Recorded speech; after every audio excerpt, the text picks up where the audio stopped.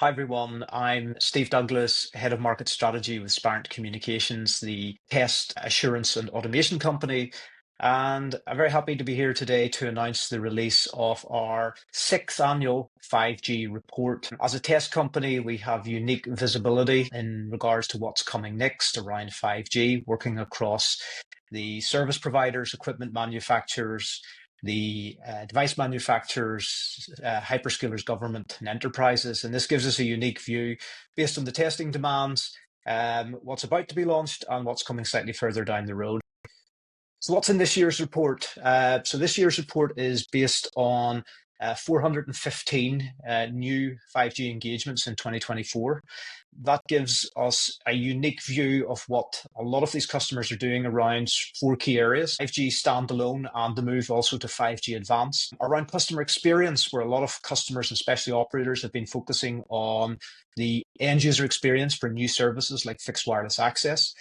The investment they're putting into their IP transport infrastructure, initially around 5G traffic, but now towards AI, and focus towards new types of services which they'll be launching this year, things like reduced capability for IoT.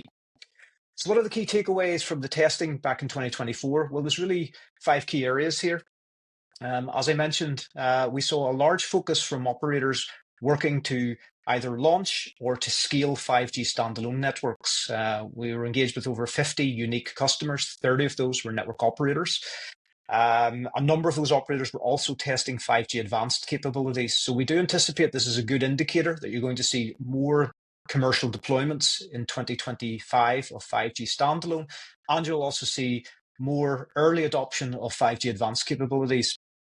The second key takeaway really is around the investment focus on automation technologies as these customers, these operators move to the new 5G cloud native core environment around standalone and advanced. We're seeing this as a major catalyst for investment in continuous integration and delivery pipelines. And these large automation programs are usually tied to large efficiency projects, and continuous testing is a key part of that. And we think this is a good indicator also of the new types of agility and efficiency the operators will be able to achieve as they move to 5G standalone and advanced.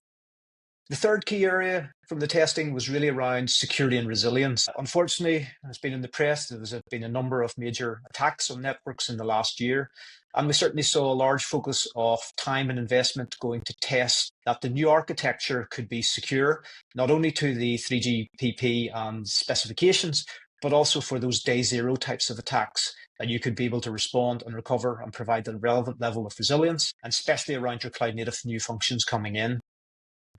And the next area of focus that was in the report from the testing, as I highlighted, was customer experience. Customer experience became a dominant focus area for a lot of operators globally, especially in North America and Asia Pacific, who were interested in validating the end user experience for their 5G fixed wireless access services. Fixed wireless access has been one of the early success stories of 5G. It's a good revenue generator. And a lot of operators are very keen to retain the subscribers and making sure they deliver the best experience. And the report, we highlight a number of key areas where they've been focusing on, and especially about in-home coverage. And you will anticipate to see new types of CPE devices coming on the market this year, especially supporting things like Wi-Fi 7 and multi-antennas to give the end user a better experience. And finally, in the testing side of it was really the IP transport infrastructure. While a lot of 5G, we talk about the air interface, the actual wireline infrastructure has been a big focus area again this year with the operators, especially around IP core upgrades to 400 gig capacities, edge locations being upgraded to 100 gig to support large-scale massive MIMO deployments, and also the new Open RAN technology, which some operators are bringing in. But most interestingly was the testing of segment routing v6, the IPv6 capabilities, as operators look to test soft network slices, which would allow them to differentiate not only 5G traffic, but AI traffic coming from applications onto their networks. So lots of focus in the report on the testing in 2024. But what's that telling us coming for 2025?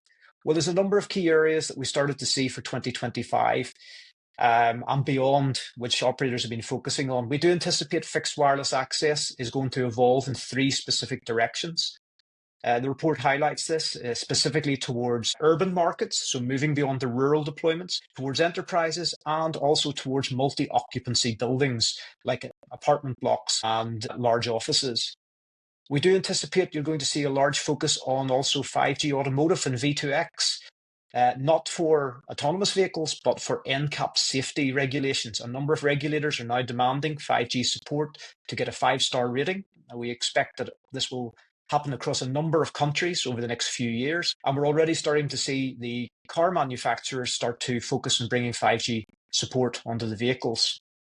As for Open RAN, well, it was slightly late to the game for the first wave of 5G radio deployments, but with many of the 5G networks coming up for radio refreshes and a number of our customers, operators focusing on 5G densification with small cells, we do anticipate you're going to see more Open RAN deployments starting again in 2025.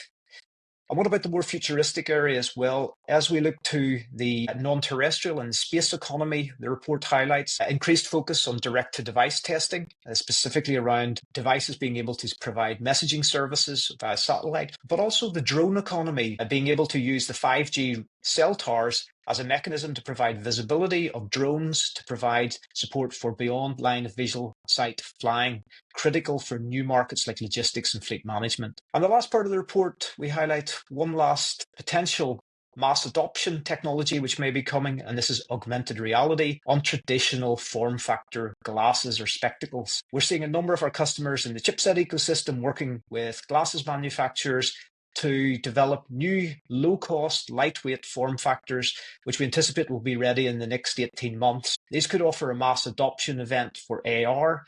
They'll be tethered, these glasses tethered to your handsets, utilizing technologies initially potentially Wi-Fi, but also 5G sidelink. So look out for that in the future.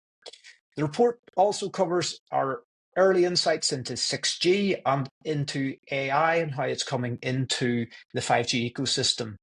So if you'd like to find out more, please come to spirent.com and download our 5G annual report for 2025. It's more than just a halftime show. It's going to tell you what's all going to happen in the second half. So please enjoy.